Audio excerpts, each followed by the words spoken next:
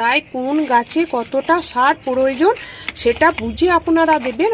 দেখতে পাচ্ছেন এটা আমার দেখুন একবারে শেকড় ওপর দিয়ে উঠে পড়েছে, তাই আমি এখানে কিছুটা এই মাটি তুলে নিচ্ছি একবারে, দিয়ে এখানে আমি দেবো আমার হাতে বানানো কম্পোস্ট সার। আপনারা চাইলে এখানে 1 বছরের পুরনো গোবর সার বা ভার্মি কম্পোস্ট, তার সঙ্গে হাড় গুঁড়ো, শিংকুচি, নিমখোল, সরিষার খোল মিশিয়ে আপনারা গাছে খাবারটা দিতে পারে, তার সঙ্গে একটু ফাঙ্গিসাইড, নিমখোল এইগুলো মিশিয়ে আপনারা দিতে পারেন। আর আমি এখানে দেবো দেখুন এখানে তলায় আছে আমার আর আছে কম্পোস্ট মিশ্রিত সার, আর এইখানে আছে দেখুন একটা কিচেন কম্পোস্ট, যে আমার সবজির খোসাগুলো লিকুইড তরলটা বেরিয়ে গেছে, গোবর সার মিশ্রিত এইটা আমি দিয়ে দিচ্ছি।